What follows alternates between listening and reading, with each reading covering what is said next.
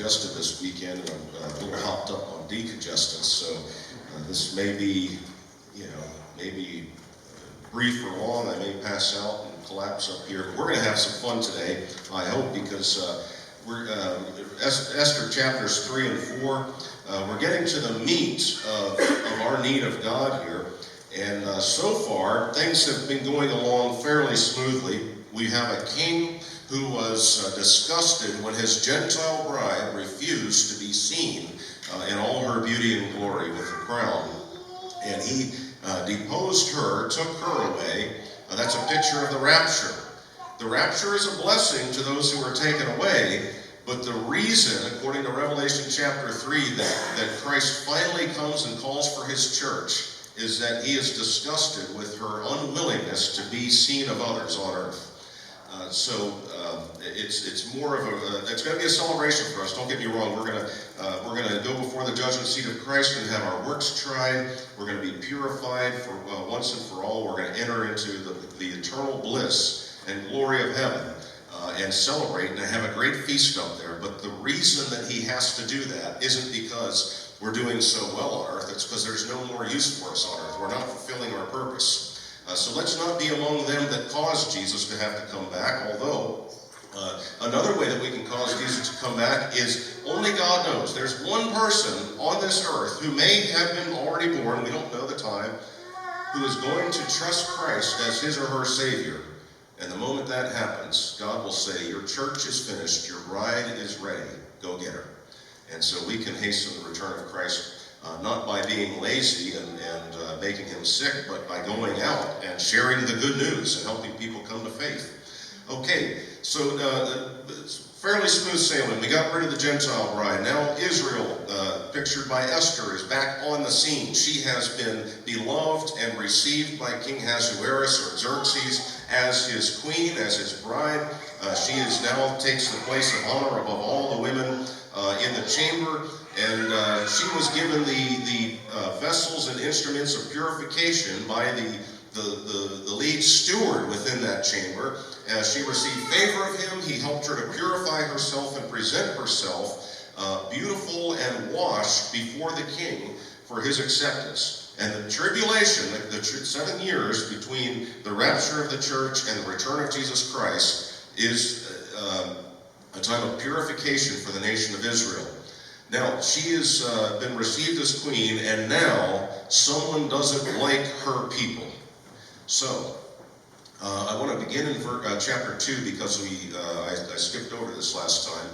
But it says in chapter 2 and verse 21, in those days while Mordecai sat at the king's gate, two of the king's chamberlains, Bigthan and Teresh, of those which kept the door, were wroth and sought to lay hand on King Ahasuerus. So they wanted to kill him. And the thing was known to Mordecai, who told it unto Esther the queen, and Esther certified to the king thereof in Mordecai's name. And when the inquisition was made of the matter, it was found out, therefore they were both hanged on a tree. It was written in the book of the Chronicles before the king. So there's a feather in Mordecai's cap. He saved the king's life. He heard this plot to take the king's life. He revealed it. The two men were found out after the investigation was complete, and they were hanged. And so there's an attaboy or a feather in the cap or an I owe you one coming to Mordecai from the king. And he's going to need that in a few minutes. It says, by the way, every time we read the cursed name of Haman, we boo, hiss, and rattle. Okay. After these things did King Ahasuerus promote Haman, the son of Hammedatha the Agagite, and advanced him and set his seat above all the princes that were with him. This is a picture of the coming man of sin who will sit in the temple and show himself that he is God.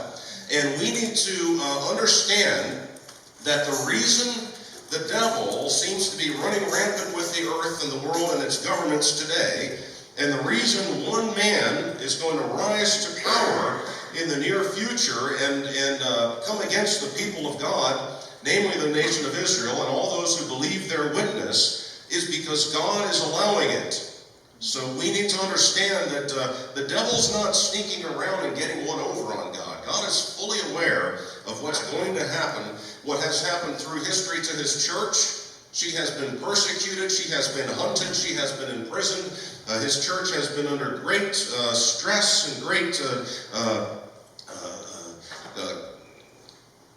persecution from the world, from the devil, through history, is because God has allowed it. He's still in charge, he's still in control. So when we seek to find peace in our lives, go to the source, go to God. I want to turn quickly to Luke chapter 4. Luke chapter 4 and verse 6. Luke chapter 4 and verse 6 says, "And the devil said unto him, All this power will I give thee, and the glory of them, for that is delivered unto me, and to whomsoever I will, I give it." That's a picture of God having, or not a picture, but that's a statement that God has given the kingdoms of this world in its current time to the devil to do with as he sees fit, up to a certain point.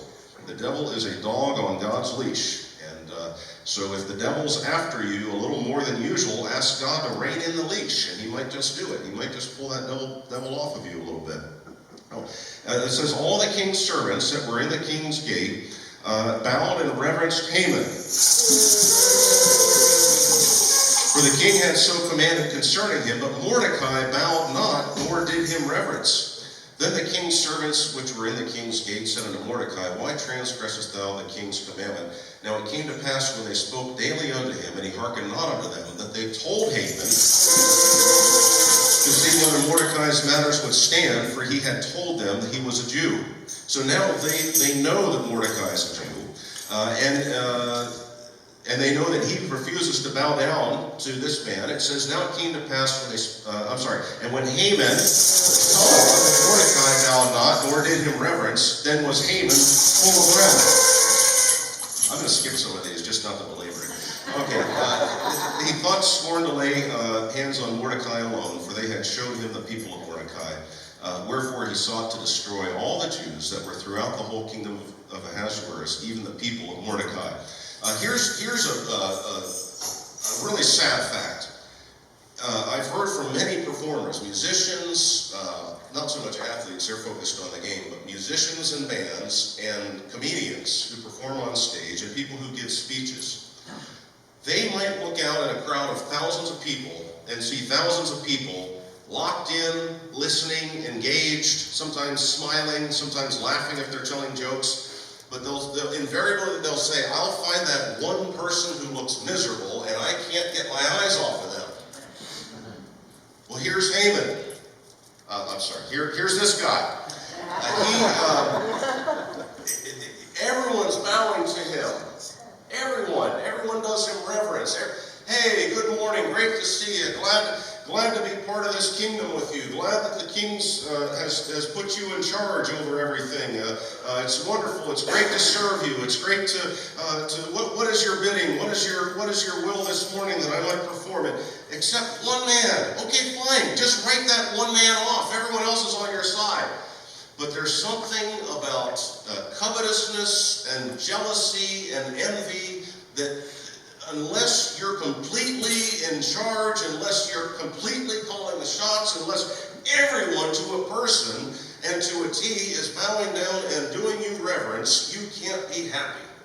Now, I would dare say, even if Mordecai had bowed down and done reverence, that this wicked man still wouldn't be satisfied. Evil is never satisfied. If you and I find ourselves in a state of discontent, it's not more stuff that's going to fill us to contentment. It's being content with the great blessings and things that God has already provided us with. The scripture says that godliness with contentment is great gain. If I, instead of thinking about what was just on that commercial, the car I don't have, or the appliance I don't have, or the whatever, the great vacation package that they just promoted I don't have. How about thinking about all the things we do? How about, if nothing else, if I'm laying destitute, wrapped in rags, and sleeping in a gutter, and I remember that the Son of God came to earth and got on a cross and died for me, I can be content with that.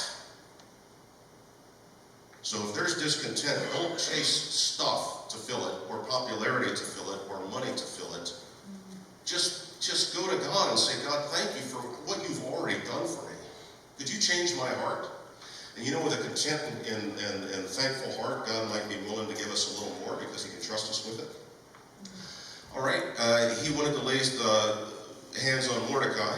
And of course, because Mordecai is a Jew, now this man is very wroth with the entire nation of Israel. In the first month, that is in the month Nisan, in the 12th year of King Ahasuerus, they cast pur, that is the lot, before Haman, from day to day and from month to month to the 12th month, the month Adar. And Haman said unto King Ahasuerus, there are certain people scattered abroad and dispersed among the people in all the provinces of thy kingdom, and the laws are diverse from all people, neither keep they the king's laws, therefore it is not for the king's profit to suffer them. If it please the king, let it be written that they may be destroyed, and I will pay 10,000 talents of silver to the hands of those that have charge of the business to bring it into the king's treasuries. Silver is the price of redemption. It's also in our scriptures the price of betrayal. Judas betrayed Jesus for 30 pieces of silver, and here Haman seeks to destroy the nation of Israel's for a greater sum, but still the same stuff, silver. Filthy lucre. I want to say too, that this is a complete lie, that their laws are diverse and that they keep not the law of the king. If it relates to business, to paying your taxes, to not stealing, to not bearing false witness, to being good and promoting the general welfare of your neighbors, those laws, no one keeps them better than the people of God. China would be a greater nation if they would let the Christians live Christianly in their country. The only reason you would shut down the nation of Israel or the Israelites or the church in this time is because you're up to no good. If you want good citizens, you're not going to find better citizens than honest and God-fearing Christians. They'll go to work, they'll raise their children to be obedient, be respectful of their neighbors, they'll pay their taxes, they'll not drive recklessly for the most part. The Christians who are living a Christ-like life are the greatest citizens any nation could ever hope to have in it. And so what happens is people go to law enforcement training in the FBI and Homeland Security and the Sheriff's Office and local police, and they're told that religious fanatics are the greatest threat to our country, and you need to shut them down. When really, Christians are the safest citizens you can hope to have living in your town. So this is a lie. Okay, it says, and he wanted to pay the silver, and then it said the king took the ring from his hand and gave it unto Haman, the son of Agagite, the Jews' enemy. So this is again a picture that God allows Satan to have control. He's got God's signet ring right now, and he makes a lot of decrees that are carried out because God is allowing him that license, that liberty in this day and time. And the king said unto Haman, the silver is given to thee, the people also to do as it seems good to thee. Then were called the king's scribes on the 13th day of the first month. 13 means rebellion. And there was written according to all that Haman had commanded unto the king's lieutenants and to the governors that were over every province and rulers of every people of every province according to the writing thereof, to the people their language, in the name of King Ahasuerus was it written. They seal it with the king's ring. And so these letters are sent out, and here it says that there was a copy of the writing of a commandment to be given in every province was published unto all people, that they should be ready against that day. The post went out, and it was the decree was given in Shushan the palace, and the king and Haman sat down to drink, but the city Shushan was perplexed. So far, the king has no idea what's going on, and Esther also has no idea what's going on. So chapter 4, Mordecai perceived all that was done. Mordecai rent his clothes and put on sackcloth with ashes and went out in the midst of the city and cried with a loud and bitter cry, and came even before the king's gate, for none might enter into the king's gate clothed with sackcloth. Okay, Psalm 100 Psalm 100, beginning in verse 4, says, "Enter into his gates with thanksgiving, and into his courts with praise. Be thankful unto him, and bless his name, for the Lord is good, and his mercy is everlasting, and his truth endureth to all generations." That's the heart condition of anyone who wants to enter into God's gates. You can't go in without joy and thanksgiving. And so Mordecai was not in a spirit or a heart condition of joy and thanksgiving. He had to stay outside the gate. He was as close as he could get, but he wasn't allowed inside, because you can't come into the king's presence without joy and thanksgiving. So what is the solution? If you're in a place in life, in a circumstance in life in which joy and thanksgiving are in very short supply, and you feel as though you're unworthy to come into God's presence, you can't enter his gates, you can't come into his courts, is there any hope for you in a difficult and bereaved season of life?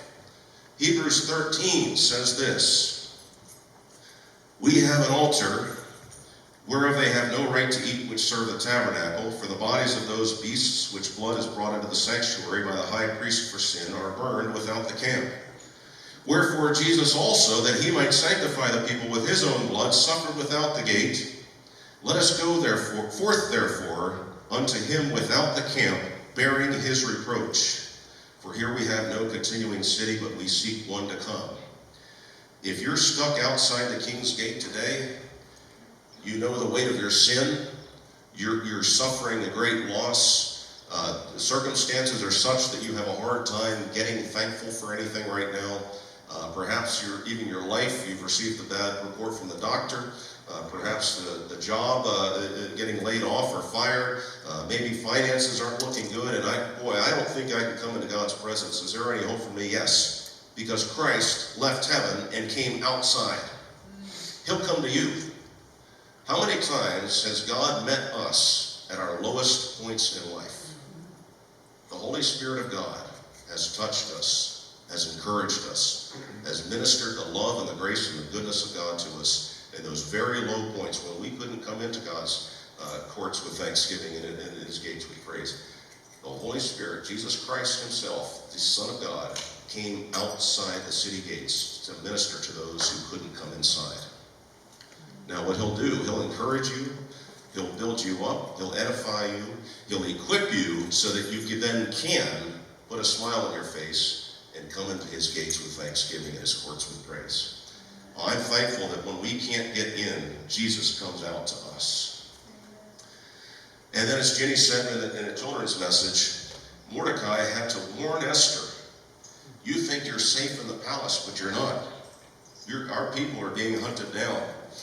And so it says this in chapter 4, in verse 7, Mordecai told of all that had happened unto him, of the sum of money that Haman had promised to pay to the king's treasuries for the Jews and destroy them. And he gave him the copy of the writing, which decree was given at Shushan to destroy them, to show it unto Esther, and declare it unto her, and charge her that she should go in unto the king, and make supplication unto him, make request before him for her people. And Hatak came and told Esther the words of Mordecai, and Esther spake unto Hatak, and she gave this commandment unto Mordecai. All the king's servants and the people of the king's provinces do know that whosoever, whether man or woman, shall come unto the king into the inner court, who is not called, there is one law of his to put him to death, except such to whom the king shall hold out the golden scepter, that he may live. But I have not been called to come in unto the king these 30 days. And they told Mordecai Esther's words. Then Mordecai commanded to answer Esther, think not thyself that thou shalt escape in the king's house more than all the Jews. For if thou altogether hold thy peace at this time, then shall their enlargement and deliverance arise to the Jews from another place. But thou and thy father's house shall be destroyed, and who knoweth whether thou art come into the kingdom for such a time as this? They're so far from God, they're in a strange land, they have not followed God's laws, they have not obeyed God's commandments, they can't fulfill God's sacrifices and temple functions, and they're so far they don't even know if this is the appointed time and whether Esther is the appointed person, but there's a chance. And sometimes you and I have to take a very educated guess that this is the time and the place to do something for God. What we need to do is make sure we're acting according to God's written word. His revealed word has given us commandments to live by and to live Christianly and to share the gospel of Jesus Christ, his death, burial, and resurrection with a dying world. And so if we're not sure exactly what and how to do those things for this time and place, just take your best shot. I have a co-worker whose kids are misbehaving and getting into trouble, and they need some encouragement, and this might be a time I could reach them with the good news of Jesus Christ. You don't need writing on the wall or to have a dream or a vision. There's so much right here that we already have to do. And if you walk in obedience to this, God might give you some more specific and pointed instructions to walk by. But until further notice, do what you're already aware of that God has commanded in his word. Then Esther bade them return to Mordecai this answer: Go gather all the Jews that are present in Shushan and fast for me, neither eat nor drink 3 days, night or day. I also and my maidens will fast likewise. So will I go unto the king, which is not according to the law, and if I perish, I perish. So Mordecai went his way and did according to all that Esther had commanded him. She said, Mordecai told her, you're dead. If this decree is carried out, you're one of the people that will be destroyed. Don't think you'll escape just because you live in the palace. Her only chance is to go to the king, which is certain death, unless he extends her mercy. Well, we'll find out next week how it went. I will say, too, that the fasting and the prayer, we're going to have a first Monday fast, beginning tonight and into tomorrow. And I often say that you don't understand until you try it, how God honors that promise. Jesus said, while the bridegroom is away, the disciples will fast. God will honor if you would abstain from food or something. He will honor that. He will meet you in a deeper and a more intimate way than you can imagine. All you have to do is try it. If someone fasts for 24 hours and God doesn't meet you in a new, unique, and revealing way, come and tell me and I'll quit talking about fasting. But every time we've done it, God has shown up. He's given us guidance. He's given us comfort. He's given us peace. He's given us encouragement. He has really honored this promise that if we fast and pray, he will meet us there. So if anyone's doubtful, you can do 24 hours. Just try it. And if I'm wrong, come tell me and I'll never talk about it again. Invite the musicians forward.